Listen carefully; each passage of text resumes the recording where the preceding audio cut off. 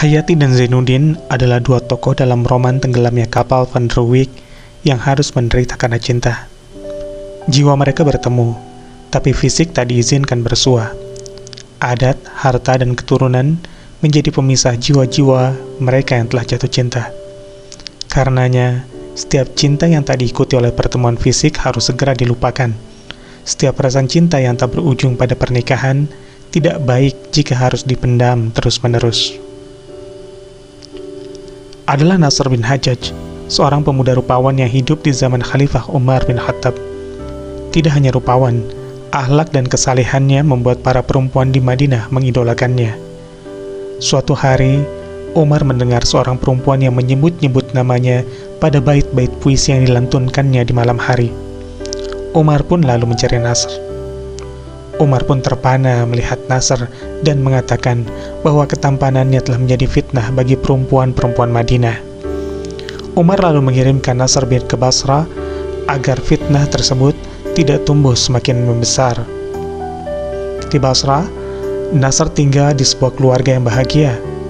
Namun, daun yang jatuh tak pernah bisa ditolak bumi. Saat cinta tumbuh bersemi, hati tidak kuasa menolaknya. Nasr jatuh cinta pada istri si tuan rumah, dan sang istri tuan rumah pun menyambut cintanya. Serupa dengan kisah Inggit dan Soekarno, tapi keduanya berakhir beda. Kisah Inggit dan Soekarno berakhir pada penyatuan fisik dua jiwa, sedangkan kisah Nasr bin Hajjaj tidak berakhir demikian. Suatu waktu, Nasr, tuan rumah, dan istri tuan rumah duduk bertiga. Nasr menuliskan sesuatu di tanah yang kemudian dibalas oleh istri si tuan rumah.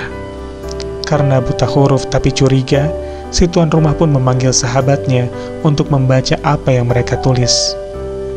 Pesan tersebut bertuliskan, "Aku cinta padamu." Nasr malu bukan kepayang. Nasr pun pergi dari rumah itu dan hidup seorang diri. Raganya sudah menjauh, tapi cintanya tak pernah bisa luruh. Nasr tak bisa melupakan perempuan itu. Ia jatuh sakit, badannya kurus kering, hidupnya menderita. Suami perempuan itu tak tega. Diutusnya istrinya untuk menemui Nasr dan mengobatinya. Nasr gembira. Pasangan jiwanya datang untuk menemuinya. Tapi hanya sebatas itu. Belahan jiwanya datang tidak untuk menggenapi jiwa yang sebelah yang sedang sekarat. Belahan jiwanya tidak datang untuk memadamkan jiwa yang terbakar. Ia datang, tapi hanya untuk meninggalkan luka yang lebih dalam, karena tetap jiwa ini tak bisa bertemu dalam dekapan raga, tak bisa bersatu dengan belahannya.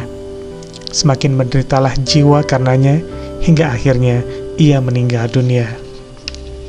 Cinta tak pernah salah, tapi jika ia tumbuh pada lahan yang salah, menjadilah ia tragedi cinta. Karenanya, menyiapkan hati untuk cinta adalah lebih utama daripada mencari cinta. Cinta jiwa memang tak bisa berhenti dalam alam khayal.